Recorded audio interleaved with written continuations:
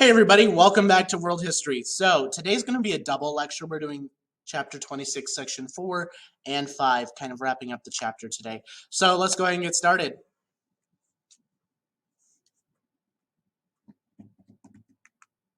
So, the cost of the war, by the end of World War I, millions were dead and even more wounded.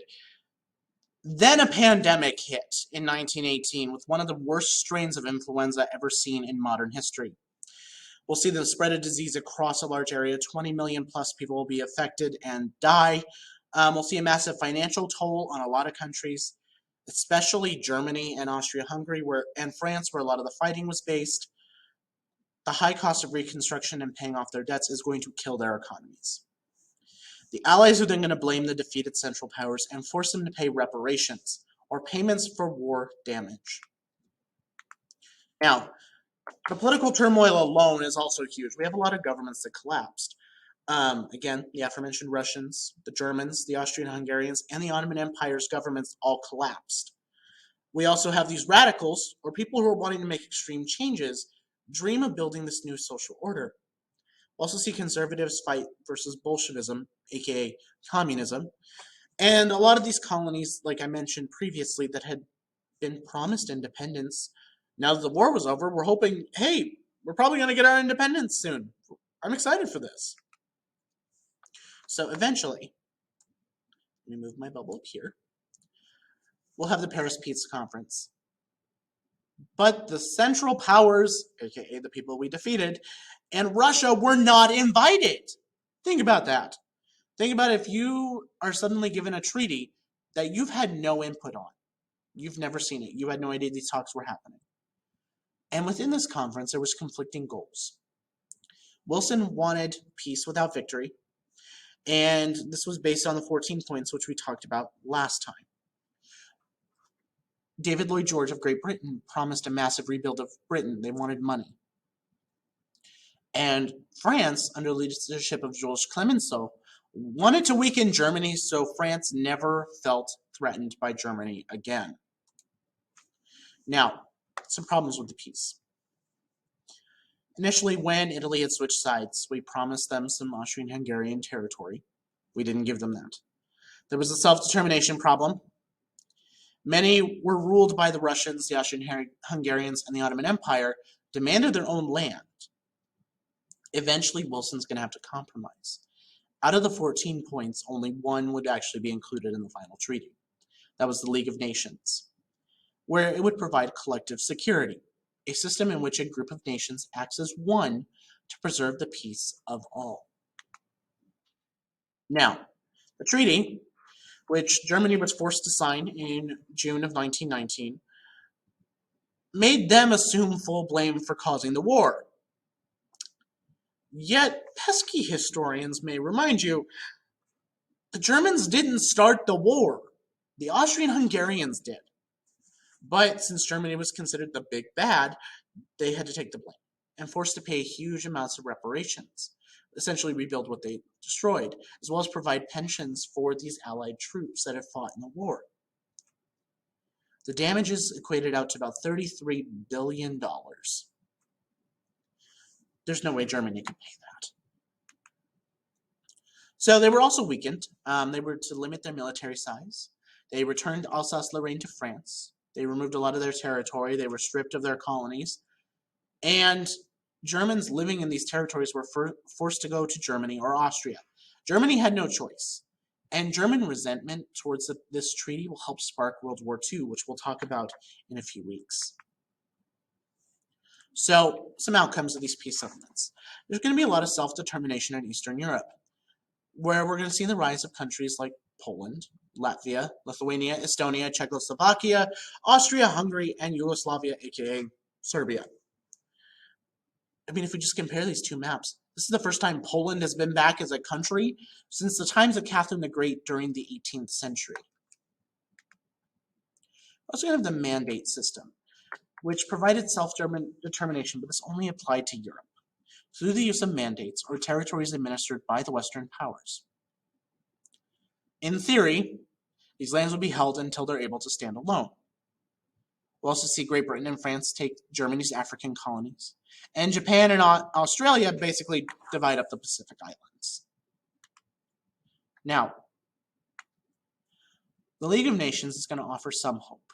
40 nations will join. They'll negotiate disputes, and it'll be the actions versus the aggressor. And it's the first step toward an international organization for peace. However, it wasn't going to last because the US did not join the League of Nations.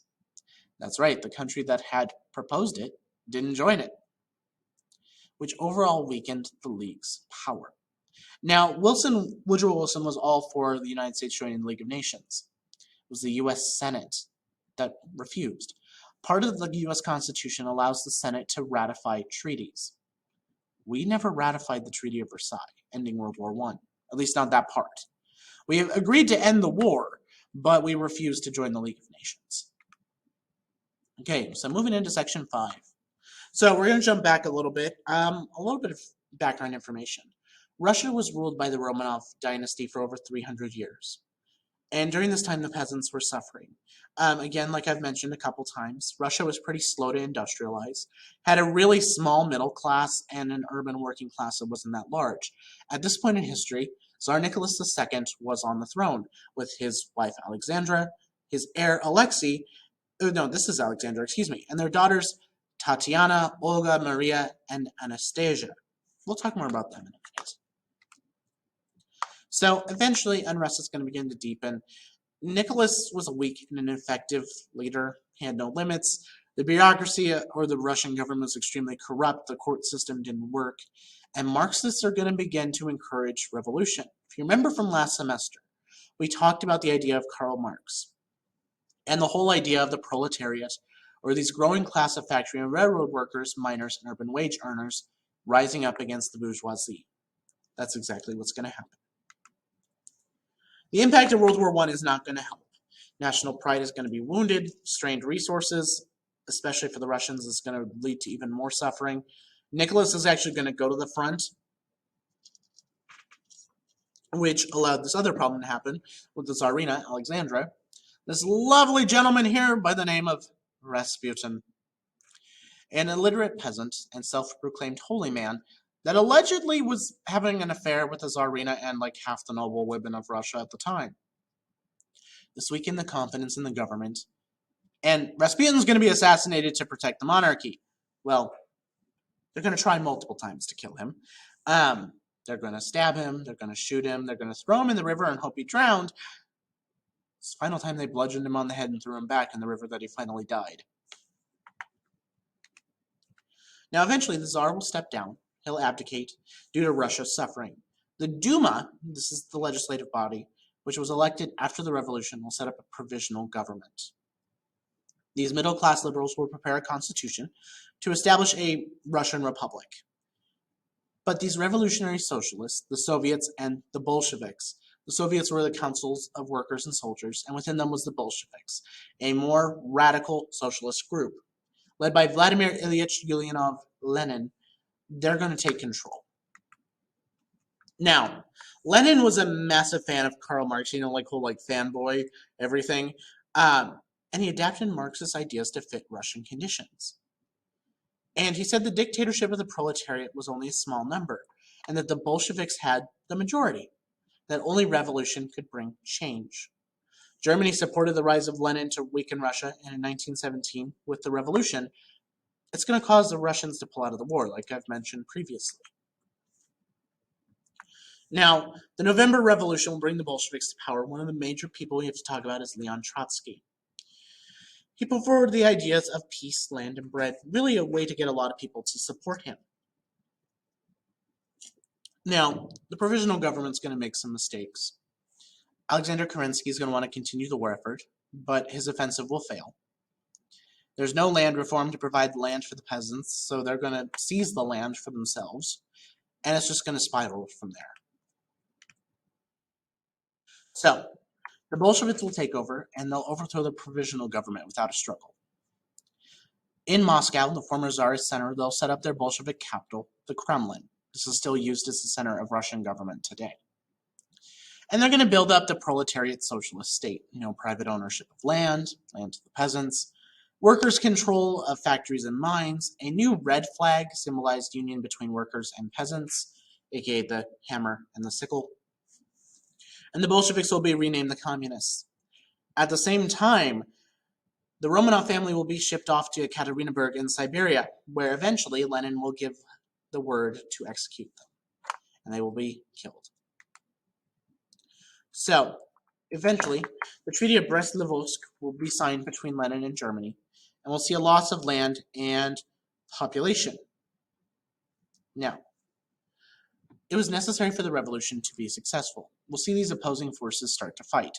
We have the Red Army, or the Communists, and the White Army, the non-Communists. Now, the Allies are massively going to support the White Army because they didn't want communism. That's really going to be a major driving factor as we go through the rest of this semester. So, the war under communism, there's going to be a lot of terror tactics used. One of them being the Cheka, a secret police force that executed suspects that were against the revolution. Usually they'd show up to your house and they'd be like, hey, you want to come outside so we can talk real quick? You were never seen again. They also utilized forced labor camps, and this whole idea of war communism emerged, where they used the war to help shut down banks, mines, factories, and railroads.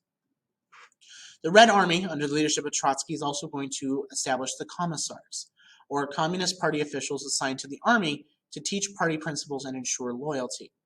By 1921, the communists will be victorious, and Russia will become the Soviet Union. Now, it's going to be a new government. Same problems, though. They become the Union of Soviet Socialist Republics, or the USSR, or Soviet Union. They did establish a constitution in theory, with an elected legislature and a Supreme Soviet, aka the president, essentially. Everyone 18 and older could vote. Workers and peasants had political power, access to resources, and the means of production. In theory. In reality, the Communist Party was in power, not the people. That's why, if you remember, when we talked about communism back in the Industrial Revolution, I said it was never successfully achieved. This is still true. Now, Lenin will put forward a new economic policy, or an NEP, where we'll see a compromise with capitalism. Small businesses were still allowed to collect profit. There'd be state control of banks, foreign trade, and large industries. Peasants will hold the land and sell produce for profit, end armed threats across the country, and improve the standard of living. Now, Lenin's not going to see the true fruition of his plan because he's going to die. Joseph Stalin will then take over. Now, he's going to use ruthless measures to win dictatorial power and try to return the Soviet Union to pure communism. We'll talk more about what Stalin did in a couple of chapters when we get to chapter 29. So that is it for your notes for today. So what I need you guys to work on as your assignment is your review guide. Your test is coming up. I'll see you all next time. Bye, everybody.